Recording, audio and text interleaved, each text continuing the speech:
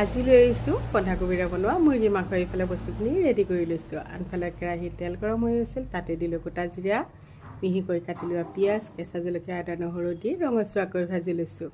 জোখমতে দিলোঁ হালধি। এতিয়া মাংসখিনি বহাই দিছোঁ। সোৱাদ অনুযায়ী নিমখ দি অকণমান সময় ভাজি লৈছোঁ। এতিয়া দিছোঁ কাটি থোৱা বিলাহী আৰু আলু।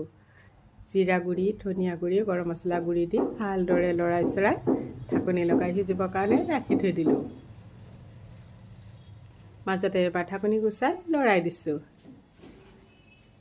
এয়া দেখিছেনে, মাংসখিনি মোৰ ধুনীয়াকৈ সিজি গৈছে। এতিয়া দিছোঁ কাটি থোৱা বন্ধাকবিখিনি। বন্ধাকবিখিনি দি ভালদৰে লৰাই চৰাই আকৌ ঢাকনি লগাই সিজিবৰ কাৰণে ৰাখি থৈ দিলোঁ। এইদৰে বাৰু মাংস খাইছেনে বন্ধাকবিৰ লগত? যদি খোৱা নাই এবাৰ বনাই খাই চাবচোন। ৰুটি বা ভাতৰ লগত, দুয়োটাৰ লগতে খাবলৈও খুবেই বেছি ভাল লাগে। এয়া দেখিছেনে, চাওঁতে চাওঁতে মোৰ বন্ধাকবি আৰু মাংস হৈ গ'ল।